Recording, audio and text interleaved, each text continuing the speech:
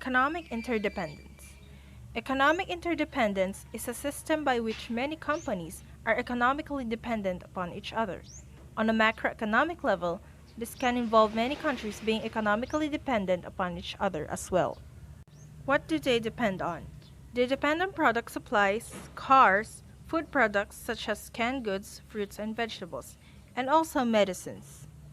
Since countries cannot produce all kinds of products that is necessary for their everyday living, they will need to have their communication with other countries to be able to purchase products that is rarely found or having an extreme shortage in their country.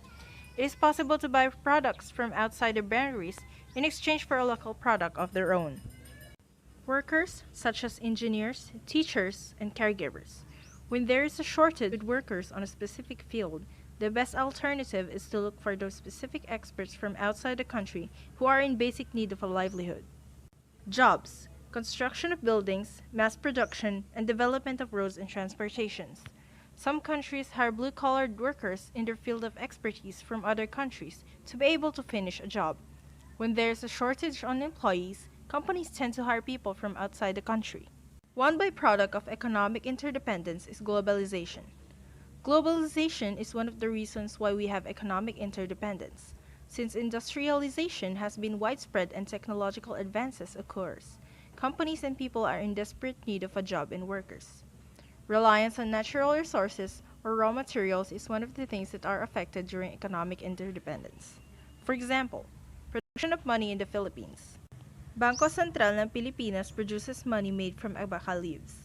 Raw material is the abaca leaves, which can be found on provinces on Aklan. Another example is Walmart, the largest chain store in the world. Walmart relies upon hundreds of other companies and manufacturers for goods to sell in its stores. The suppliers also rely on Walmart to sell their goods. It's a codependent relationship in which each company relies on the other for goods, services, and sales. The main cause of economic interdependence. The primary cause for economic interdependence is industrialization and the advancement of a nation's economy. As a nation develops, it will either advance further to create the goods it needs within its own borders, or it will continue to seek goods and raw materials from other nations. The effect of economic interdependence. Underdeveloped countries become even more poor and natural resources might disappear. Suggested solutions. Countries should limit exporting raw materials on other countries. Produce their own version of the product they need using local materials. Focus on some field where the country excels on, for example, agriculture. The role of rapid transportation in the Philippine setting. P2P buses, provincial and city buses, Egypt, MRT and LRT. P2P buses, an airport transportation. Pushes through because of lack of taxi, although the number of this transportation is too little. Provincial buses, such as Jackliner and DLTB Company. Convenient for people who came from the province and wishes to travel to Manila City conveniently. City buses, such as Alabang TLC and Mafel Trans. These are for those who travel between the city of Manila to other cities. Egypt, eco-friendly jeepneys that are designed to help reduce pollution in the country. There are only limited amount of this transportation since the government doesn't invest too much to produce a large number of Egypt. LRT and MRT, advisable for people who are running out of time to go to work and school. Sometimes it still gets damaged, which is very inconvenient for commuters like us. According to Secretary of Department of Transportation, Arthur Art Plantatugade, BRT would only worsen the traffic congestion in the country, so he wouldn't suggest the Philippines to give its buses its own lane. Role of rapid transportation in ASEAN countries. Indonesia, Singapore, and Malaysia. Indonesia. The Indonesian megacities Transjakarta bus rapid transit system is far from posh, but it offers cheap and effective transport to a population of 32 million, with 50 to 200 passengers per travel per bus. Moreover, a strong political commitment has meant a willingness to set dedicated roadways and provide a substantial subsidy that keeps the ticket cost at an extremely affordable 3,500 rupiah, unchanged for over 14 years. 3,900 buses, the system is considered as the first revolutionary public transport mode. in the capital city of Indonesia. The buses run in dedicated lanes and ticket prices are subsidized by the regional government. Transjakarta has the world's longest BRT system, with 251.2 km in length, which operates about 3,900 buses. The MRT Jakarta uses a semi-automated system where the human operator aboard only controls the doors and departure or any emergencies. The three main modes of public transportation in Singapore are the mass rapid transit, buses, and taxis. Buses are by far the most common form of public transportation in Singapore, followed by the MRT and taxis respectively. Uses Easy Card that can be loaded ahead of time. Public bus transportation is provided by two operators, namely SBS Transit, operating distinctive red and white buses, and SMRT, yellow buses. Both operators serve their own network of routes and bus interchanges throughout Singapore. There are also feeder bus services that charge a flat rate of 67 cents.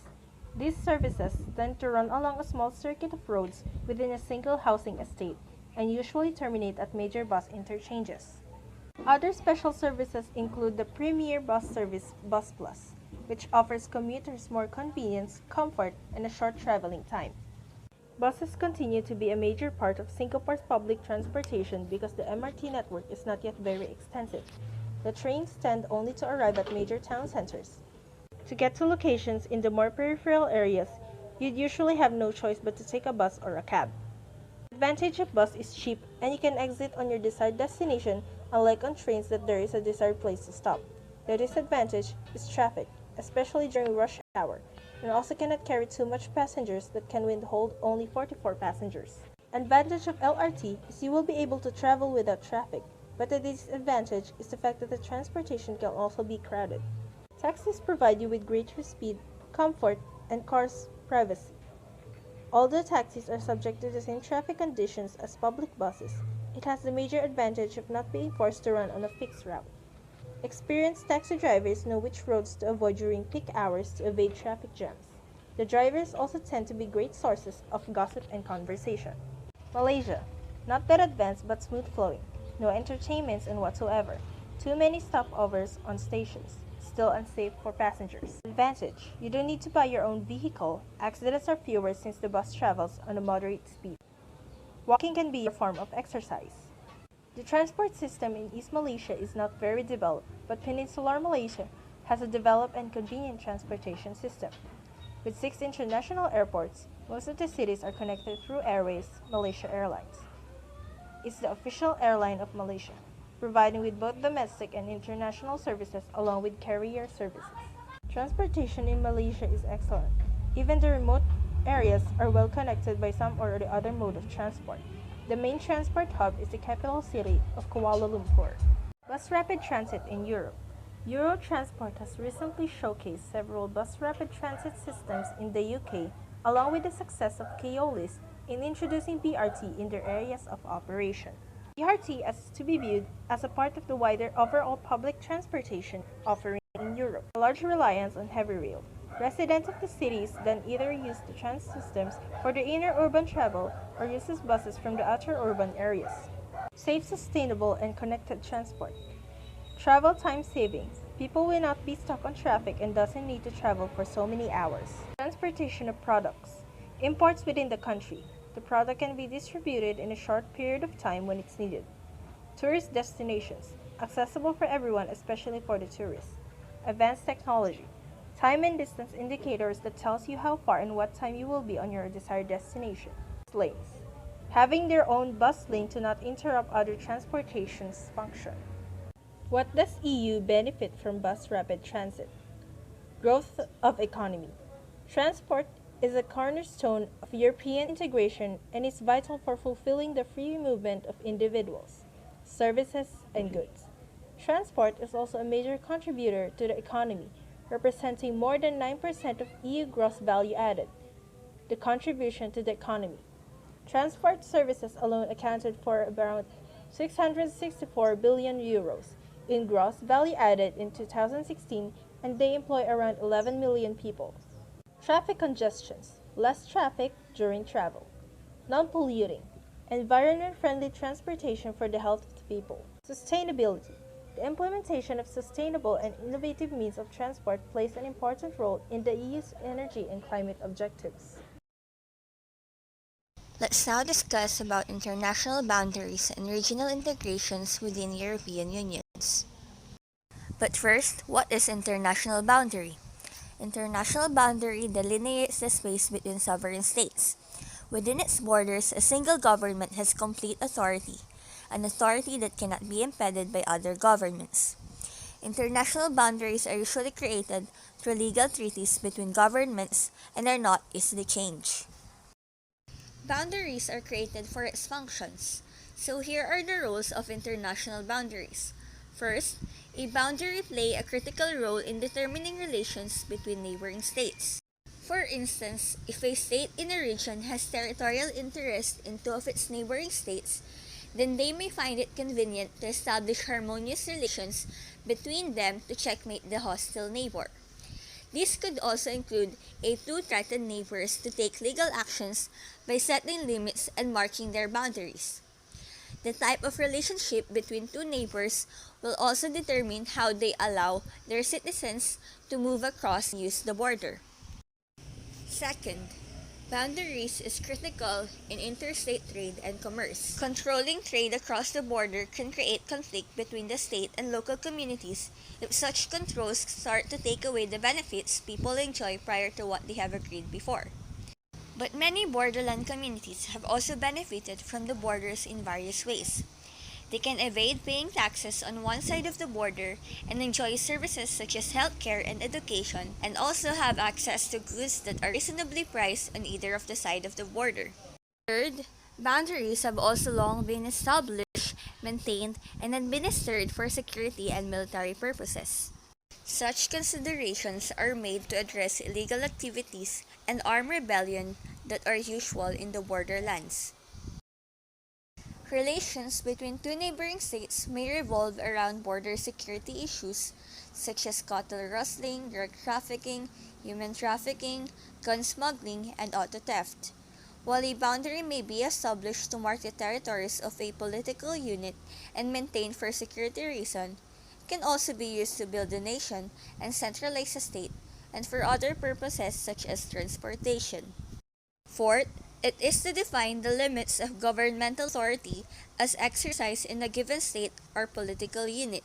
Once made, a boundary gives a government an authority to control a territory and to perform acts of administration within it, including providing essential services. It also defines, though not in an exclusive manner, the nationality of those born or living within the state. In short, boundary bestows a nationality.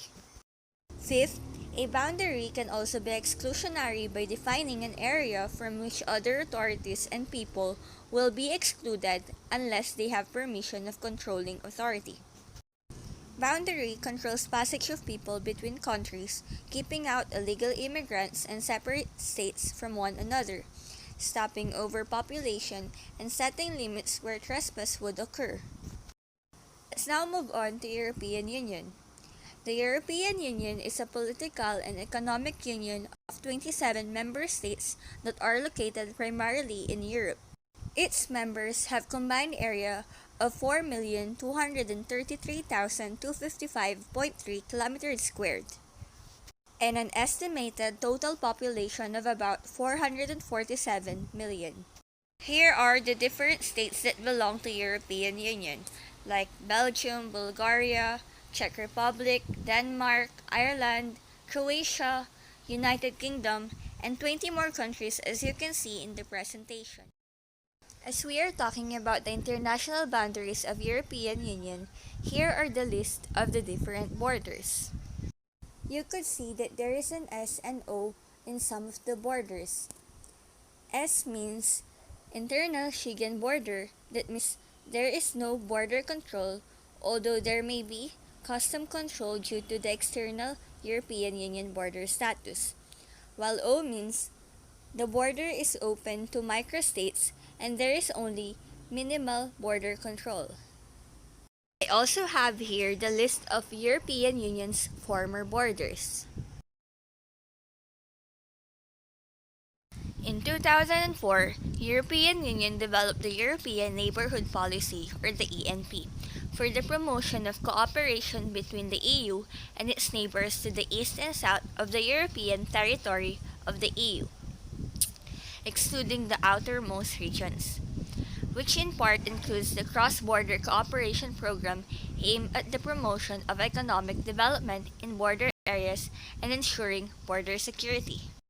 European cross-border cooperation aims to tackle common challenges identified jointly in the border regions, and to exploit the untapped growth potential in border areas, while enhancing the cooperation process for the purpose of the overall harmonious development of the Union. There are 60 cooperation programs for the period 2007 to 2013 with an allocation of €6 billion, are involved in a wide variety of activities linked to the maturity of the border cooperation. Here is the list of cross-border cooperation investments. Let's now proceed to the regional integrations of European Union. Regional integration is the process by which two or more nation-states agree to cooperate and work closely together to achieve peace, stability, and wealth. Usually, integration involves one or more written agreements that describe the areas of cooperation in detail, as well as some coordinating bodies representing the countries involved. This cooperation usually begins with economic integration, and as it continues comes to include political integration. European Union has long been the most developed model of regional integration. It was severely shaken by the recent economic crisis, causing increasing doubts about the integration process. The crisis has temporarily weakened the EU's status as a model for regional integration, but as the EU recovers its confidence, as it always has after previous crises, it will continue to be the leading example for the other efforts at regional integration. The EU model. Since the early 1950s, the EU has been a pioneer in regional integration. The most important principles underlying the success of EU project includes visionary politicians such as Robert Schuman of France and Konrad Adenauer of Germany, who conceived of a new form of politics based on the supranational community method rather than the traditional balance of power model. Support from the United States was also crucial in the early years. Leadership generated by the Franco-German Axis. Despite many problems, Paris and Berlin have been and remain the driving force behind European integration. The political will to share the sovereignty and construct strong, legally based common institutions to oversee the integration project. A consensus approach combined with solidarity and tolerance. The EU approach is based on not isolating any member state if they have a major problem, such as Greece in the most recent crisis.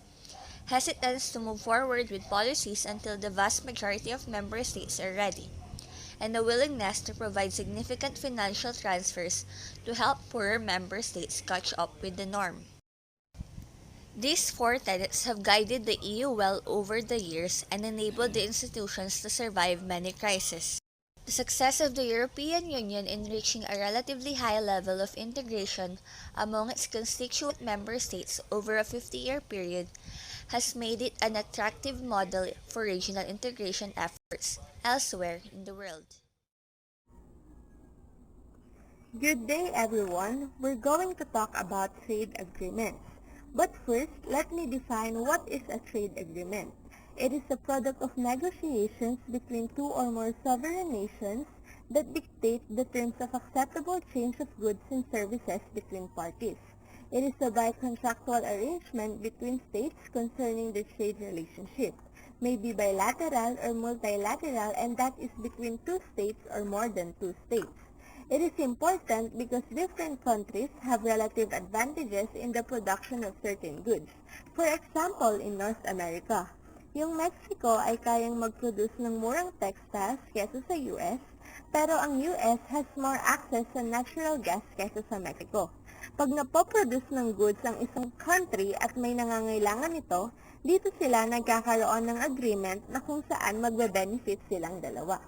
For most countries, international trade is regulated by unilateral barriers of several types, including tariffs, non-tariffs barriers, and outright prohibitions.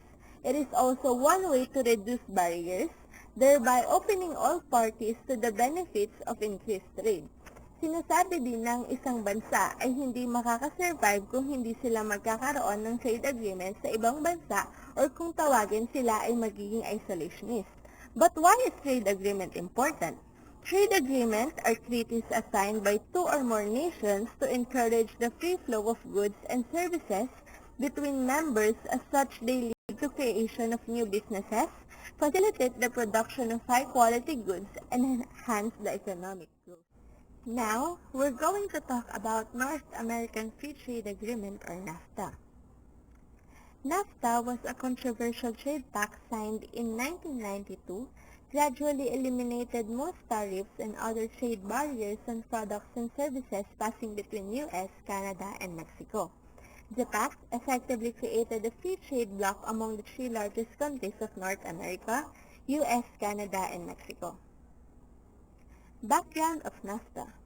It is inspired by the success of the European Economic Community in 1957 to 1993 in eliminating tariffs in order to stimulate trade among its members. Proponents argued that establishing a free trade agreement or in North America would bring prosperity through increased trade and production, resulting in creation of millions of well-paying jobs in all participating countries. Canadian-U.S. Free Trade Agreement was concluded in 1998, and NAFTA basically extended the agreement provisions in Mexico. NAFTA was negotiated by the administrations. There are U.S. President George Walker Bush, Canadian Prime Minister Brian Mulroney, Mexican President Carlos Salinas de Gortari. On August 1992, it was the preliminary agreement on the pact. December 17, 1992, it was signed by the three leaders. 1993, NAFTA was ratified by the three countries' national legislature, and on January 1, 1994, NAFTA was effectively announced. Provisions of NAFTA. Gradually reduction of tariffs, custom duties, and other trade barriers between the three members is the main provisions of NAFTA. The agreement ensures an eventual duty-free access for a vast range of manufactured goods and commodities traded between the signatories. National goods status was provided to products imported from other NAFTA countries, banning any states, local or provincial government from imposing taxes or tariffs on such goods. It also contained provisions such as securing the intellectual property and strict measures against the industrial theft. Additional side agreements of NAFTA. Potential labor market. Critics worried that generally low wages in Mexico would attract U.S. and Canadian companies, resulting a production shift to Mexico and a rapid decline in manufacturing jobs in U.S. and Canada. Environmental impact. Environmentalists were concerned about the potential disastrous effect of rapid industrialization in Mexico dahil kulang yung country nila sa experience ng pag-implement at pag-enforce ng environmental regulations. And in-address nila ito sa North American Agreement on Environmental Cooperation, which led them to create Commission of Environmental Cooperation or CEC in 1994.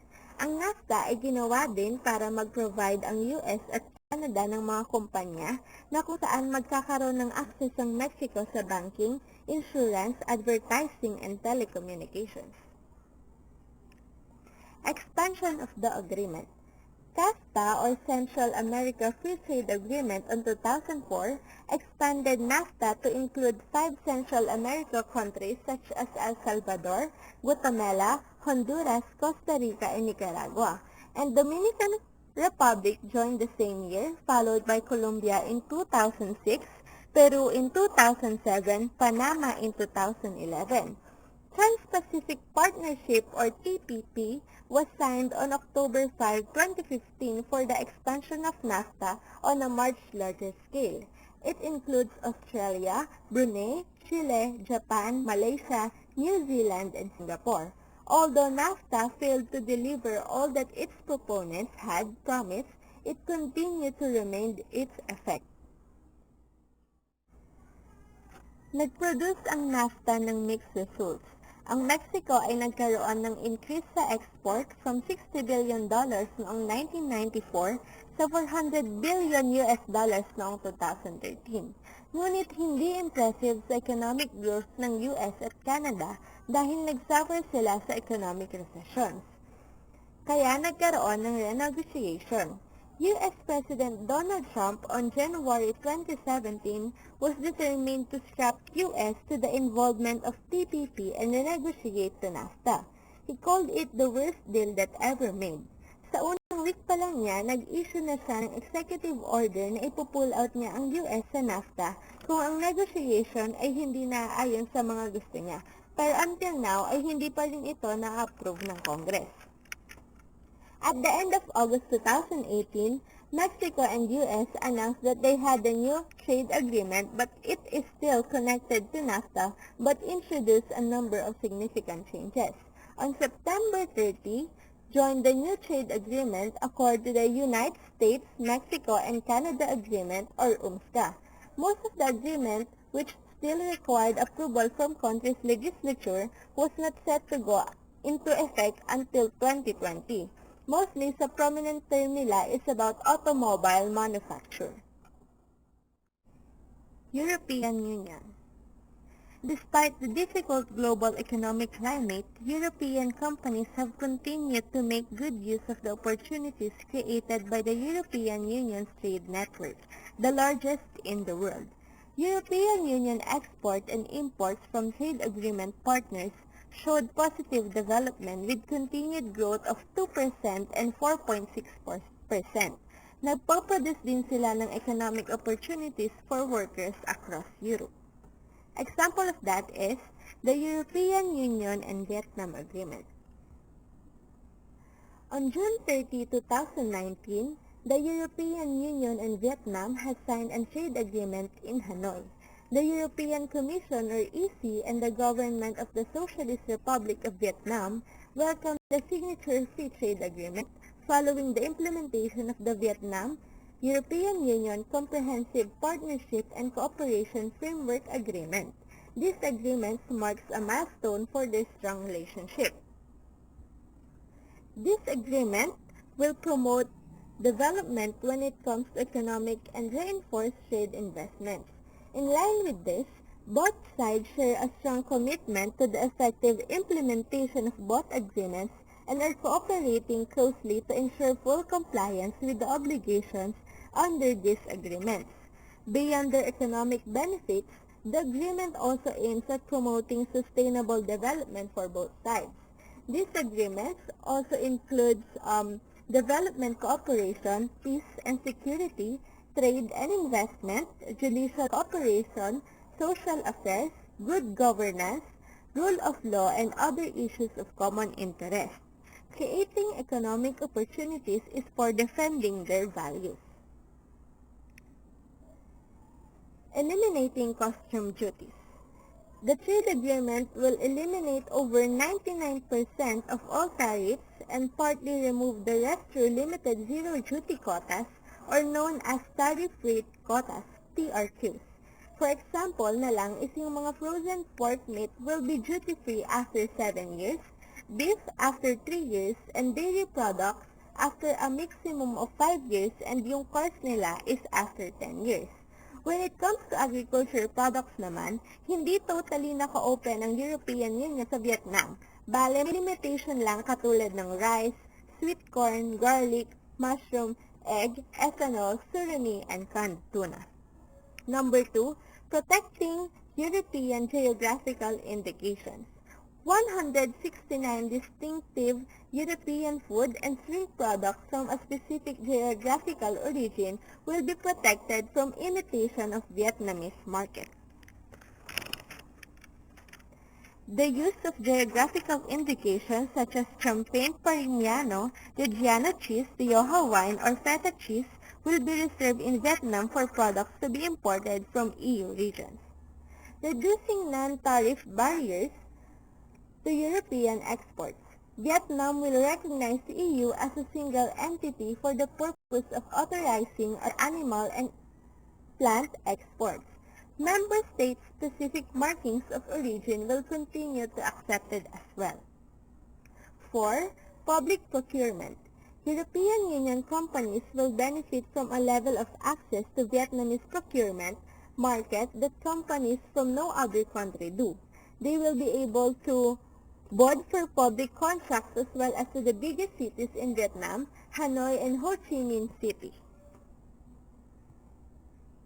5. Safeguarding social and environmental protection standards. Comprehensive chapter on trade and sustainable development such as actions in sectors of specific relevance in Vietnam, such as the conservation of sustainable management in wildlife, biodiversity, forestry, and fisheries. 6.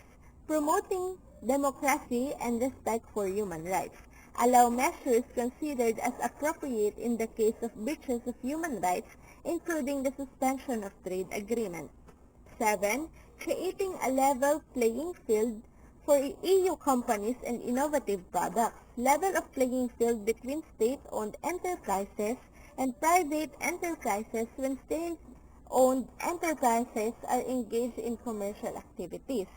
8 is opening the Vietnamese market for European Union services providers, committed to improve the access for EU companies to a broad range of sectors, and this will include business service, environmental services, postal and courier service, banking, insurance, and maritime transport. European Union and Australia Trade Agreement. The European Union has launched negotiations for a comprehensive ambitious trade agreement with Australia. Based on 2018 to 2019 data, as a bloc, the EU was Australia's second largest trading partner, third largest export destination, and second largest services export market.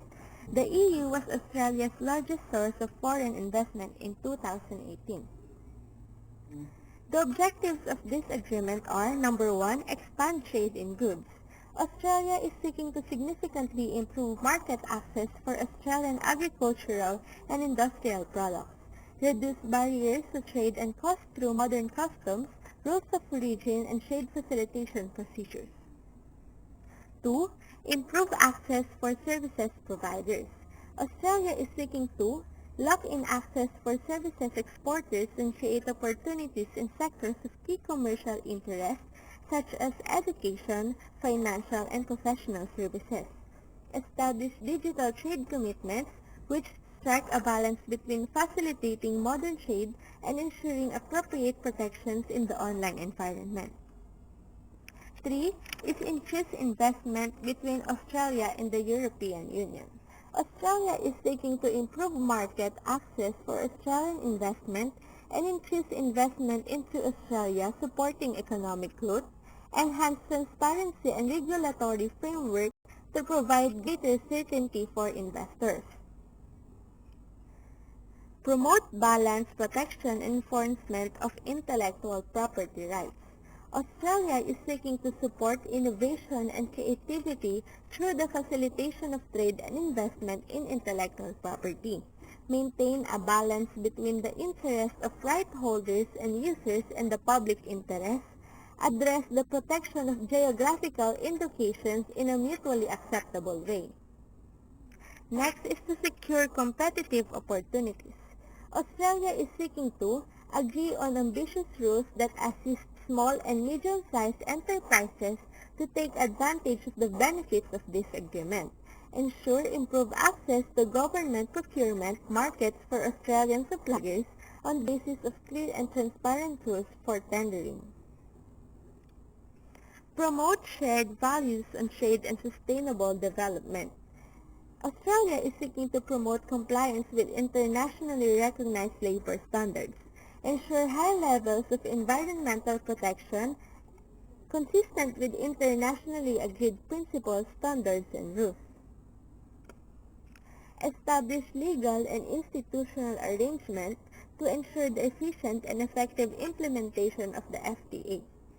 Australia is seeking to establish mechanisms within the FTA for more open and effective consultation and information sharing, establish a state-to-state dispute settlement mechanism that provides transparent and efficient procedures for settling disputes and provide exceptions for legitimate public policy.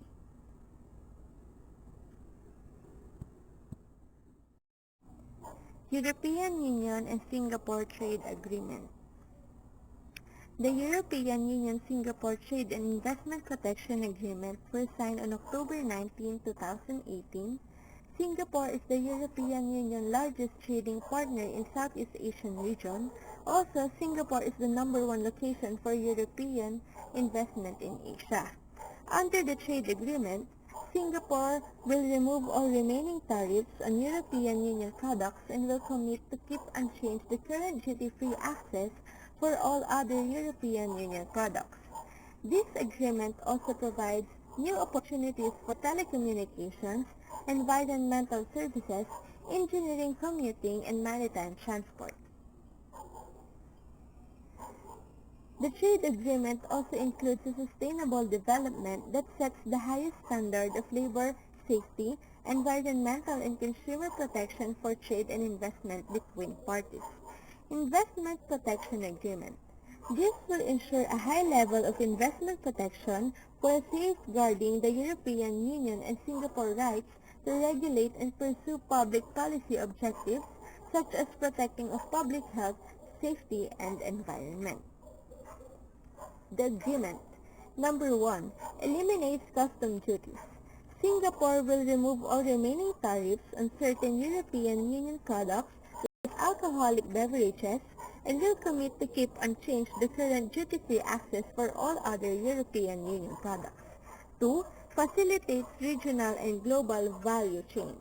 In today's global economy, both large and small companies often operate along global value chains, and other products generally contain domestically produced components as well as input sourced abroad. 3. Removes technical and non-tariff barriers to trade in goods. Without compromising on health, safety, and in the environment, the agreement addresses regulatory divergences in some key sectors that constitute non-tariffs to European-Singapore trade. Pharmaceuticals and medical devices. The agreement encourages transparent and non-discriminatory procedures for listing, pricing, and reimbursement pharmaceuticals. 4. Protect intellectual property rights. Both the European Union and the Singapore already have modern systems to protect and enforce intellectual property rights. The trade agreement consolidates this and sets out basic rules on enforcement other than criminal enforcement. Intellectual property rights holders will be able to get help from custom authorities to detain counterfeit trademark, pirated copyright, content, and registered design. On copyright, the agreement provides equitable payment for both performers and producers of recorded music played on the radio, TV, or shops, which will improve the current situation of Singapore. The European Union-Mexico Trade Agreement. The European Union and Mexico have reached an agreement in principle on the main trade parts of a new European Union-Mexico Association Agreement.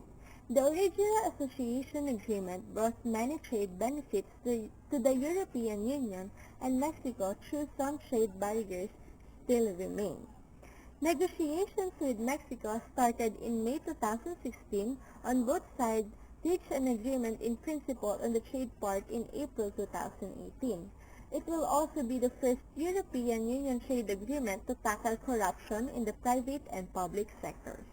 Practically, all trade in goods between the European Union and Mexico will now be duty-free, including in the agricultural sector. Simpler customs procedures will further benefit the European Union industry, including in sectors like pharmaceuticals, machinery, and transport equipment. Since the previous European Union-Mexico trade agreement came into force in 2000, trade between the European Union and Mexico has risen at a rate of around 8% per year, resulting in an overall increase of 148% in trade in goods over the period. Despite these positive results, there was still a wide margin for improving the trade relationship that the new agreement is addressing by making virtually all trade in goods duty-free. The main elements of the agreement, number one, is agricultural exports from the European Union are set to benefit the most, such as poultry, cheese, chocolate, pasta, and pork.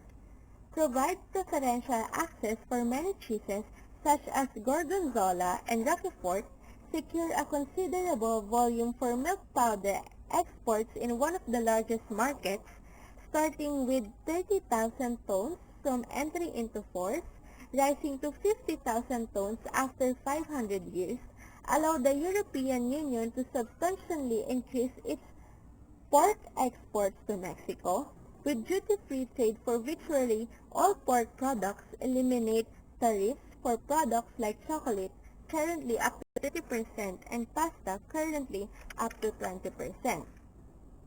Geographical indications ensure the protection from imitation for 340 distinctive European foods and drink products in Mexico. 2. Trade and Sustainable Development Chapter, which sets the highest standards of labor, safety, environmental, and consumer protection, introduces a new dialogue with civil society in all areas of the agreement. 3. Public procurement markets. European Union and Mexican companies will be placed on an equal footing, irrespective of whether they present a bid in Mexico or in the European Union. Mexico has also committed itself to enter into negotiations with the Mexican states. 4. Trade in services, such as financial services, transport, e-commerce, and telecommunications. The agreement will also help develop a favorable environment for a knowledge-based economy with a new chapter on digital trade. This will remove unnecessary barriers to online trade like charging customs duties when downloading an app and will put in place clear rules to protect consumers online. 5. Investment protection. The agreement improves investment conditions and includes the European Union's new investment court system, ensuring transparency and the right of governments to regulate in the public interest, and will also ensure that Mexico and the European work towards the setting up of a multilateral investment court. Lastly, shaping globalization. By putting in place trade rules that are in line with the European Union's core values and safeguard the European Union's interests and sensitivities. European Union and Mercosur Trade Agreement. The EU is the biggest foreign investor in Mercosur with a stock of 381 billion, while Mercosur investment stock in the EU amounts to 52 billion in 2017. While the relationship is very substantial, both exporters and potential investors face barrier in Mercosur markets. It represents a clear commitment from both regions to rules-based international trade and will give European companies an important head start into markets with an enormous economic potential. It will anchor important economic reforms and modernization undergoing in Mercosur countries.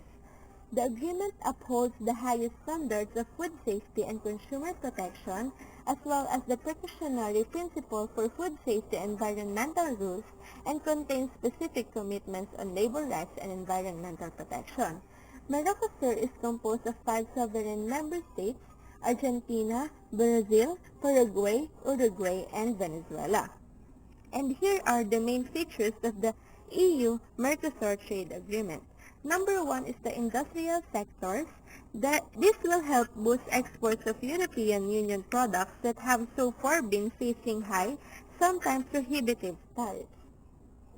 Those include cars, tariff of 35%, car parts 14 to 18%, machinery 14 to 20%, chemicals up to 18%, pharmaceuticals up to 14%, clothing and footwear 35%, or knitted fabrics for 26%.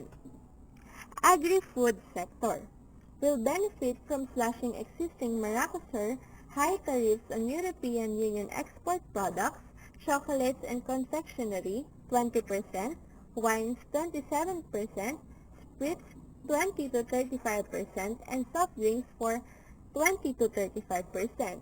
The agreement will also provide duty-free access subject to quotas for European Union dairy products, currently 28% tariffs, notably for cheese. Geographical indications. Mercosur countries will also put in place legal guarantees protecting from imitation 357 high-quality European food and drink products recognized. 4. Government contracts and service suppliers in information technology, telecommunication, and transport sectors, among others. It will simplify border checks, cut red tape, and limit the use of export taxes by Mercosur countries. Smaller companies on both sides will also benefit, and it will be thanks to a new online platform providing easy access to relevant information. The agreement will open up new business opportunities in Mercosur and for European Union companies. 5. Food and safety standards. This will remain unchanged, and all imports will have to comply with the European Union's rigorous standards, as is the case today. The agreed food safety and animal and plant health provisions will reinforce cooperation with the authorities of the partner countries and speed up the flow of information about any potential risk through a more direct and efficient information and notification system. In this way, the agreement will increase our efficiency in ensuring the safety of the products traded between the European Union and Mercosur countries. European Union and Japan Trade Agreement. The new agreement will give consumers greater choice and cheaper prices. It will protect great European products in Japan and vice versa. This agreement shows that trade is about more than quotas and tariffs or millions and billions. It is about values, principles, and fairness. It makes sure that our principles in areas such as labor, safety, climate, and consumer protection are the global gold standards. Some of their memo about the agreement. 1. Elimination of custom duties. More than 90% of the European exports to Japan will be duty-free at entry into force of the agreement. Once the agreement is fully implemented, Japan will have scrapped custom duties on 97% of goods imported from the European Union. This, in turn, will save European Union exporters around $1 billion in custom duties per year. 2. Agriculture and food products. Japan is a highly valuable export market for European farmers and food producers. With annual export worth of $5.7 billion, Japan is already the European Union's fourth biggest market for agricultural exports. Tariffs on beef will be cut off from 38.5% to 9% over 15 years for a significant volume of beef products. European Union wine exports to Japan are already worth around $1 billion and represent the European Union's second biggest agricultural export to Japan by value. The 15% tariff on wine will be scrapped from day one, as will tariffs for other alcoholic drinks. 3. Industrial products. Tariffs on industrial products will be fully abolished. For instance, in sectors where the European Union is very competitive, such as chemicals, plastics, cosmetics, as well as textiles and clothing, for leather and shoes, the existing quota system that has been significantly hampering European Union exports will be abolished at the agreement's entry into force. Tariffs on shoes will go down from 30% to 21% at entry into force, with the rest of the duties being eliminated over 10 years. Tariffs on European Union exports of leather products such as handbags will go down to zero over 10 years, as will be those on products that are traditionally high protected by Japan, such as sports shoes and ski boots. Fisheries. Majority of tariffs will be eliminated in both sides. meaning better prices for European Union consumers and big exports opportunity for European industry. Forestry. Tariffs on all wood products will be fully eliminated. With 7 years staging for the most important priorities, most tariffs on wood products will be dropped immediately, with some less important tariffs line being scrapped after 10 years. 7. State-owned enterprises. State-owned enterprises will not be allowed to treat European Union companies, services, or products differently to their Japanese counterparts when buying and selling and commercial products.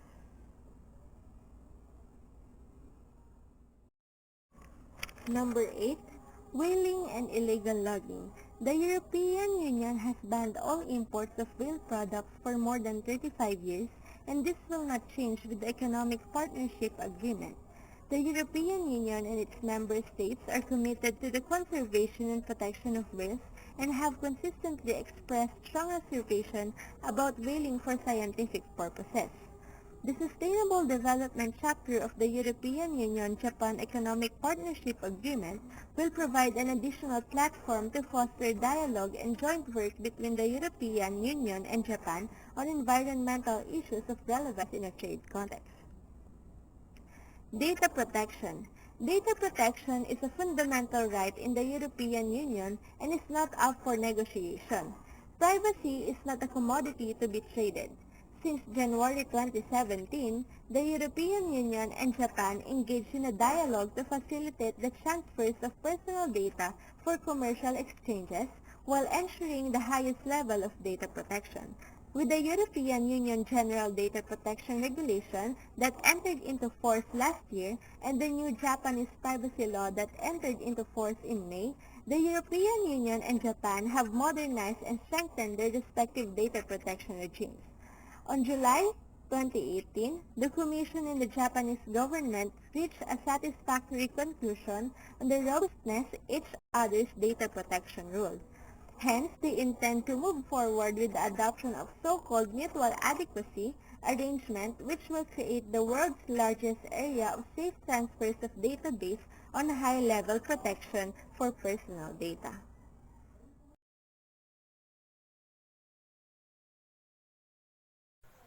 International organization. There are two types of international organization. First, intergovernmental organization consists of institutions that came into existence through formal agreements among nations and represent their respective governments, while international non-governmental organizations are established by private individuals or groups. According to Harold Jacobson, there are three classifications of international organizations based on their concerned activities. First, security and peace. Next, trade and economics. Lastly, social welfare and human rights. But we are going to focus more on trade and economics. Within this 300 plus intergovernmental organization, we are going to focus on three major international economic organizations as we are going to discuss about economic interdependence. World Bank. World Bank was established on July 1, 1944 to rebuild post-World War II. It has 189 member countries, and World Bank's headquarters is located in Washington, D.C. World Bank is made up of 5 institutions sharing a commitment in reducing poverty, increasing shared prosperity, and promoting sustainable development.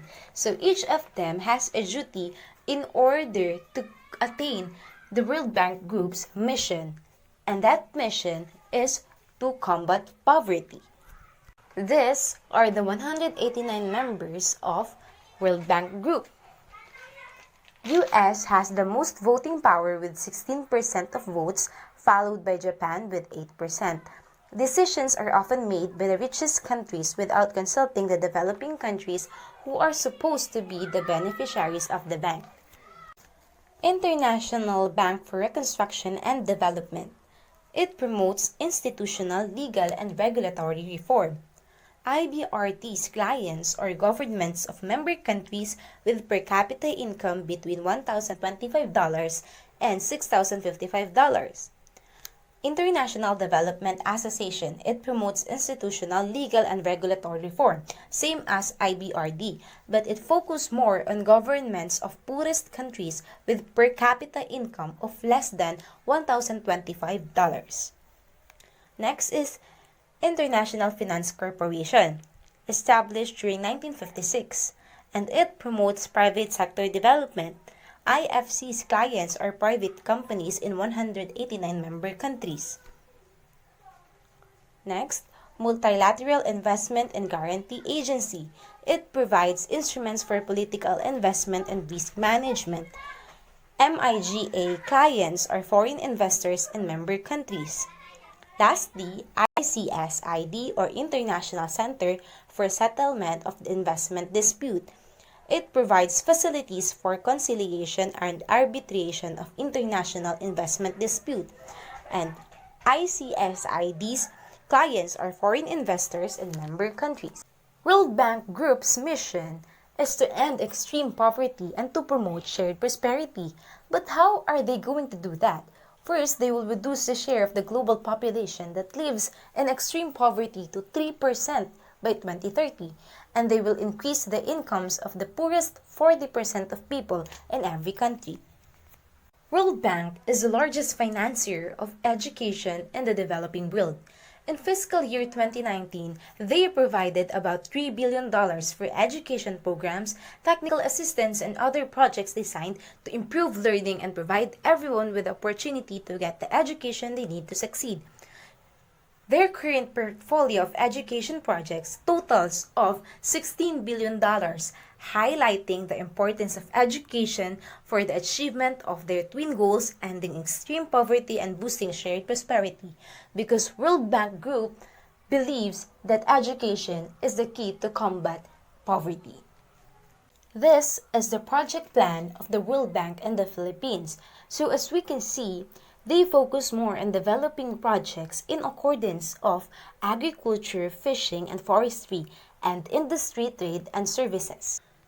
So first, the Philippine government and the World Bank signed a $300 million loan to provide additional funding for the Philippines Pantawid Pamilyang Pilipino program, or 4Ps, a conditional cash transfer program currently benefiting 4.2 million households. So this new funding will finance cash transfers to poor households for a period of 2 years to help them invest in children's human capital.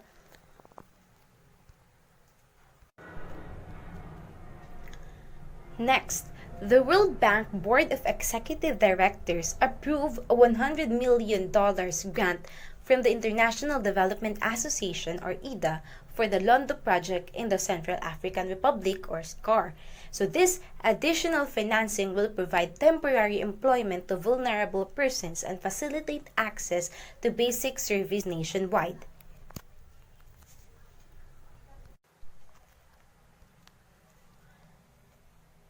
And most importantly, as COVID-19 reaches more than 60 countries, the World Bank Group is making available an initial package of up to $12 billion in immediate support to assist countries coping with the health and economic impacts of the global outbreak. So this financing is designed to help member countries take effective action to respond to, and where possible, lessen the tragic impacts posed by the COVID-19.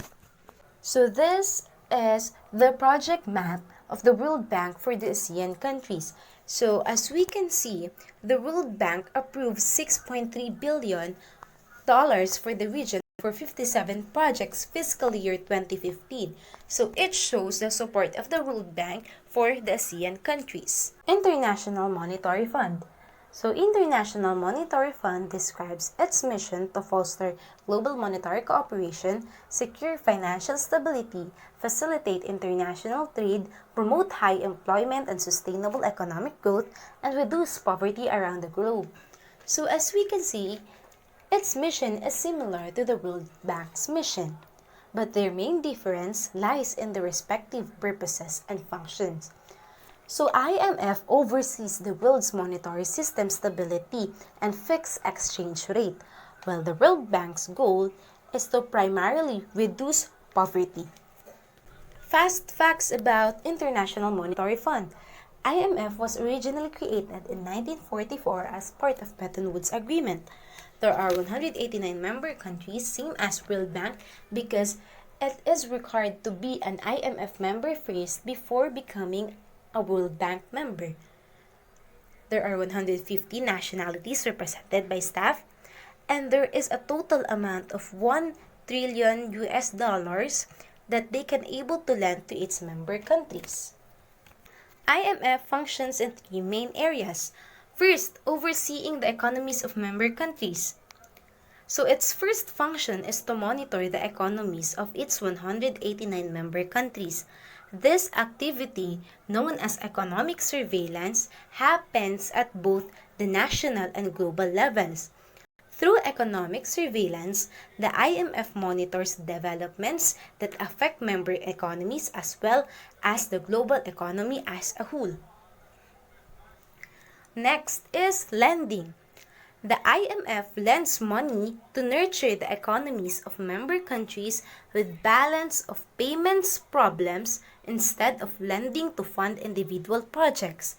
This assistance can replenish international reserves, stabilize currencies, and strengthen conditions for economic growth. And the last one is for technical assistance. So the third main function of the IMF is through what it calls capacity development by providing assistance, policy advice, and training through its various programs. World Trade Organization. The World Trade Organization is a global membership group that promotes and manages free trade. Then how does it work? It does this in three ways. First, it administers existing multilateral trade agreements. Every member receives most favored nation trading status. That means they automatically receive lowered tariffs for their exports. Second, it settles trade disputes. Most conflicts occurs when one member accuses another of dumping. That's when it exports goods at a lower price than it costs to produce it. So the World Trade Organization staff investigates, and if a violation has occurred, they will levy sanction. Third, it manages ongoing negotiation for new trade agreement. The biggest would have been the Doha round in 2006. That would have eased trade among all members. It emphasized expanding growth for developing countries. Fast facts about World Trade Organization. It was established on 1995. The World Trade Organization has 164 member countries and 23 observer governments. World Trade Organization was born out of GATT, an international trade agreement signed by 23 countries in 1947.